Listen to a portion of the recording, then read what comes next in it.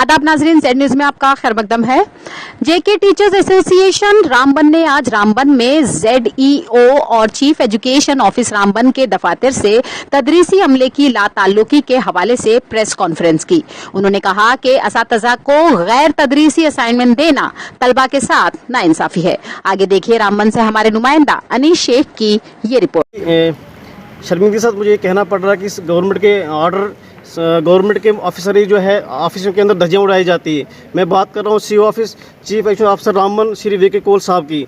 पिछले दिनों detachment of teaching staff को लेकर प्रिंसिपल सेक्रेटरी एजुकेशन ने एक ऑर्डर किया था कि जितने भी टीचर्स ऑफिस के अंदर नॉन टीचिंग वर्क में इन्वॉल्व है उनको सबको रिलीव किया जाए और अपने स्कूलों में भेजा जाए।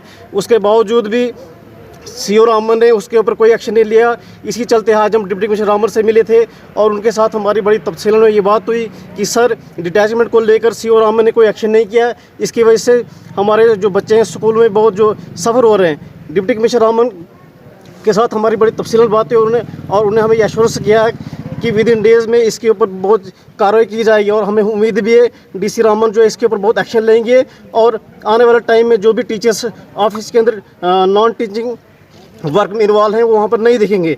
हम इसी को लेकर के हाई कोर्ट जम्मू ने भी काफ़ी बार डायरेक्शन दी थी कि जो टीचर्स नॉन टीचिंग में इन्वॉल्व हैं ये इसके साथ स्टूडेंट्स के साथ जाती हो रही है, लिहाजा इन टीचर्स को स्कूलों में भेजा जाएगा। तो काफ़ी अरसे से ये बहुत बड़ा नेक्सस चल रहा है, लेकिन हमें पूरा उम्मीद है DC रामबन के ऊपर कि इसके ऊपर कार्रवाई होगी और ये सारे लोग अपने स्कूलों में जाकर काम करेंगे।